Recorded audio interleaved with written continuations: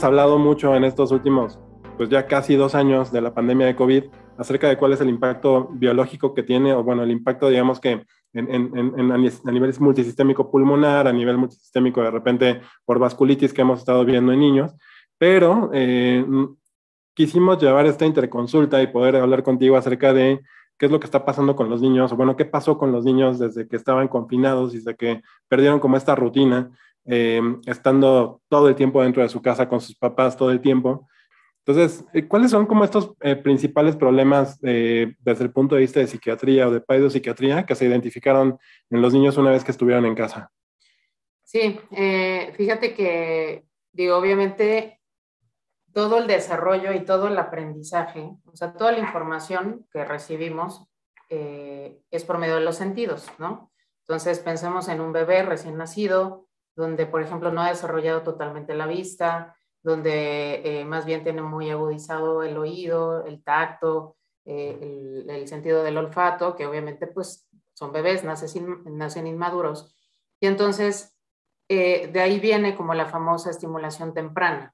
¿Por qué? Porque todos los sentidos están recibiendo información por todos lados.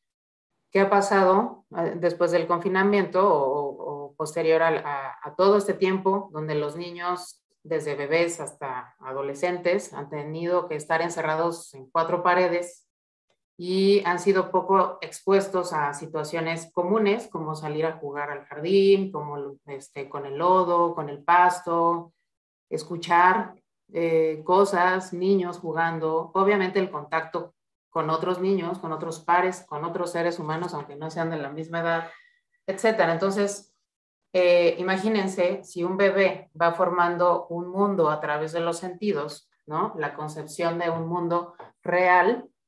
Imagínense cuando esto no sucede, ¿no? Cuando su estimulación mayor es a lo mejor el sonido de la tele, a lo mejor mayor exposición a una pantalla. Y sí, pues hubo cosas buenas mientras la familia fuera funcional, porque pues hubo mayor contacto con los padres, porque muchas veces sabemos que por la dinámica que tenemos actualmente, pues papá, mamá trabaja y entonces muchos bebés están en la guardería desde los 45 días. Y sin embargo, eso es mucho mejor que un confinamiento.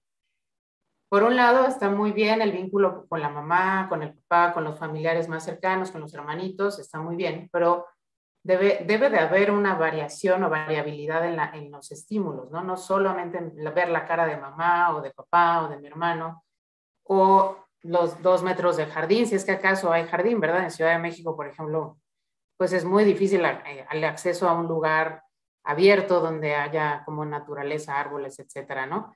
Entonces, pues básicamente se redujo tanto la estimulación sensorial, iniciando por ahí, social, obviamente que tiene una gran repercusión también, y esto ha generado una serie como de consecuencias hasta ahora, a corto plazo y a mediano plazo, no sabemos a largo plazo.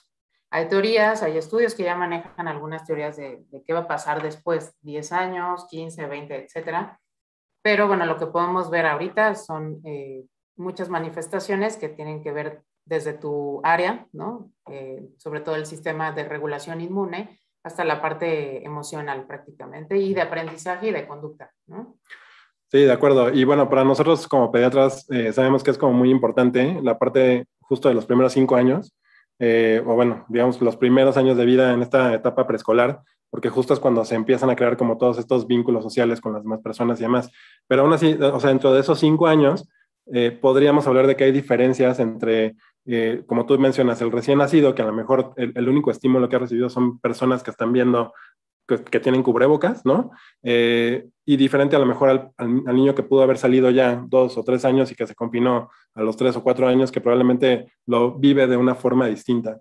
Eh, o sea, el impacto que puede llegar a tener como en diferentes edades, incluso entre la edad preescolar, es muy diferenciado también. Sí, sí, como te decía, sí, sí, los menores de 2 años, los bebés que les tocó nacer en pandemia, ya en confinamiento, eh, evidentemente no conocen el mundo, ¿no? O sea, puede ser que hasta ahora a lo mejor apenas comienzan a salir, comienzan a recibir visitas en casa, etcétera, ¿no? Entonces, aquí hay algo bien importante que es la parte del neurodesarrollo, donde El cerebro tiene diferentes etapas en las que es bien importante recibir ciertos estímulos para que las neuronas o ciertas neuronas y áreas cerebrales se activen y se estimulen y aprendan a hacer cosas. Ejemplo, si yo tengo un niño aislado donde no escucha voces, por ejemplo, se han hecho, bueno, antes que no había como tantas regulaciones éticas, se hacían experimentos donde o encontraban niños que habían estado viviendo solos,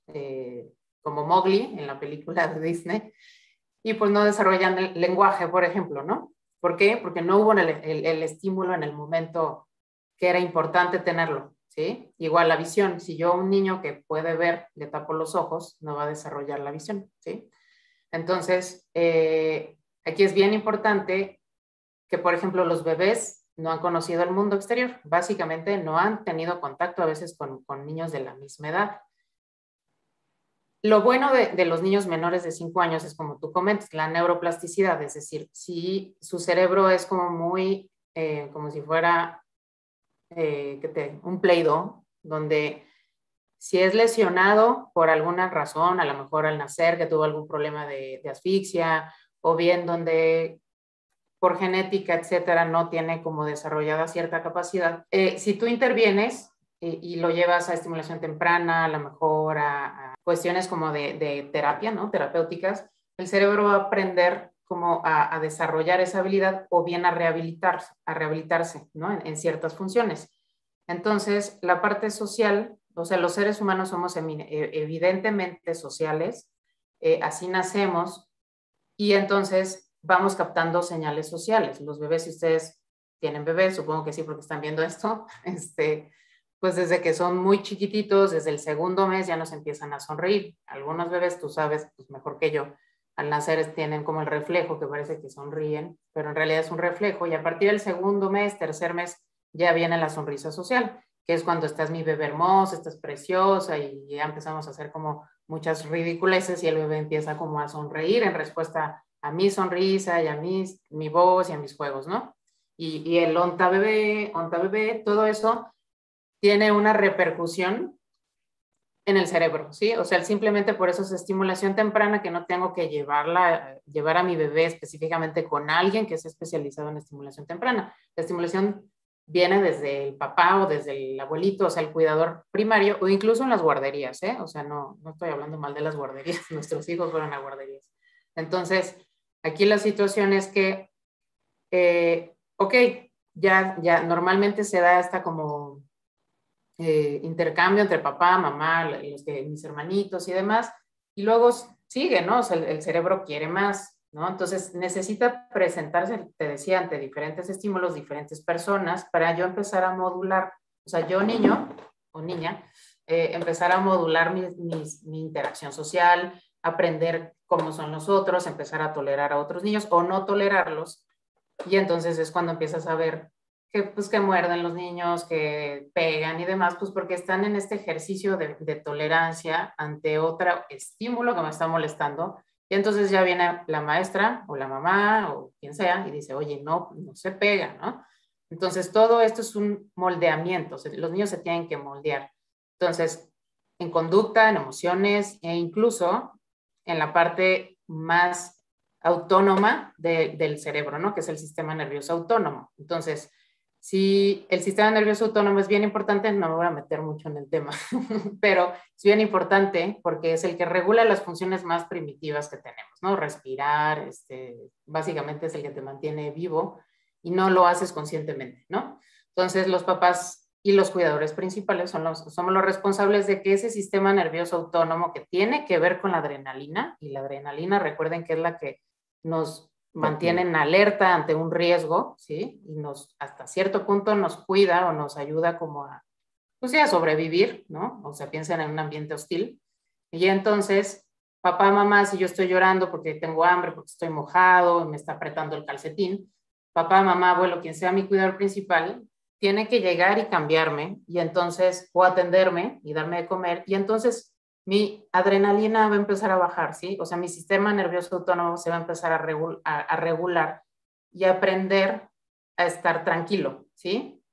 Porque sé que ese estrés que me generó alguna molestia que tenía, va a pasar porque va a haber alguien que me va a ayudar, ¿no? Entonces, esto no solo tiene que venir de papá, mamá o abuelo o, ¿no? O De cuidadores todo el en ambiente. casa. Tiene que haber en todo, o sea, yo tengo que tener una red de apoyo, una variabilidad extensa en estímulos, ¿no?